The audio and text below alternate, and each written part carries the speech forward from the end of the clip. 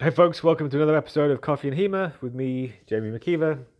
I'm going to keep talking about pedagogy for this one, and I mentioned in the previous video the concept of subject-specific pedagogical knowledge, and what I'm going to talk about today is in the category of that.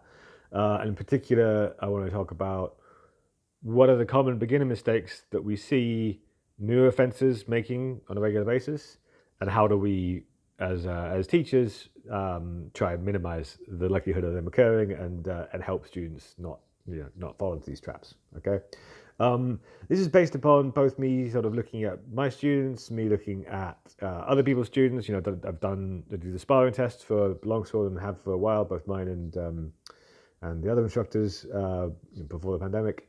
And as well as that, fencing people who are new, at events, at tournaments, and this kind of stuff. And there really are very similar trends of things that come up, and about 5 things that you see on a regular basis that beginners make as mistakes, and which you can definitely adapt your drills and your teaching style and the way that you sort of prompt people to make it less likely to happen. So the first kind of 2, they're related, that you see a lot are measure, right? Beginners getting the measure wrong. And I say 2 because they're slightly different versions of this. And the first, the most common one, is that is that beginners don't understand their own measure, right? Typically, they are going too close, right? They're getting closer than they need to be because they're not counting a step within their judgment of measure, or when they need to start striking, or they're just not aware, they're not able to perceive exactly where their measure is, right, and what that happens to be. That's one that you can quite easily get by being very pedantic with measure and drills, correcting people when they get it wrong. Another useful trick for that with drills is to get people to start out of measure, right? They start out distinctly out of measure, and then they come in close to their measure and then perform the action, right? And the action will fail if they're getting their measure wrong, right? And you need to correct them and point out to them that it failed, but it will fail. Second category in measure is judging the opponent's measure wrong, right? This one's a bit harder to drill out because normally the measure judgment is the opponent. What's happening here is that they think the opponent's measure was the same as theirs normally, right? And of course, if they're smaller or larger, then they're wrong, right? Some things to help with this: rotating partners regularly in training, so that they're not just always training with somebody who's the same size as them. Sometimes it's taller, sometimes it's shorter. Again, starting out a measure and seeing how that affects things. Changing them so that if they are, defending or whatever, receiving as the passive person in the drill, they are consciously choosing the measure to fence out for it. Are good ways of drilling that out, and also just making sure that they fence the tallest person in the room, or the shortest person in the room. I guess is also working, but the tallest person in the room is normally the best person to do it for most people. Because that person can then really show them actually, what is it to be fencing with a reach disadvantage when you don't understand the measure.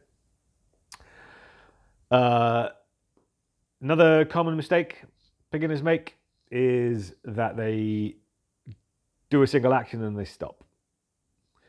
Right? So they'll do a strike and they're like, oh, it's been parried. What now? And again, drill design can help with this. So having drills where it's not single action, then do another action, but there's a couple actions going on. Maybe they do 2 strikes and then they act. I like to do drills sometimes where the attacker needs to do N strikes before any action happens. Right? It has 2 benefits of that. It means that the crossing they end up in is probably pretty random, which is good. But it also gives them the habit of doing sort of multiple strikes. And grappling is an area where this is particularly bad. People tend to freeze up in grappling if they haven't trained it a lot. In general, any kind of drill where it's a game rather than a single exercise also helps kind of train this out, and make sure people are sort of recognizing that they need to be acting right consciously at all points. And finally, including in any drill that you do withdrawal.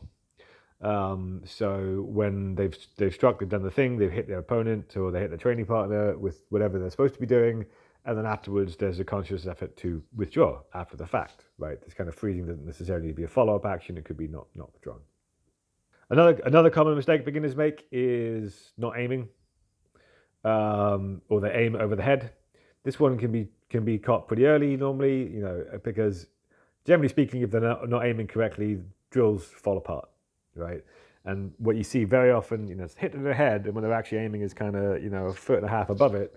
And they're in some really weird high crossing, like, oh, I can't do a counter attack. Why not? Oh, it's because you're in a crossing that you would never be in because your swords are both in just completely stupid places, right? Best way for that one is to go around and correct them. In the in the beginner's class that I run, for the very first session that they do, at the end of the class, I gear up in full tournament gear, and I get them to approach, and they smack me, right? Definitely connecting. People are missing at the start of that often, but it gets them used to the idea of actually, no, it's okay to connect, right? And they're using a nylon sword, and I'm wearing, steel weighted tournament gear, so it gives them the confidence to come in.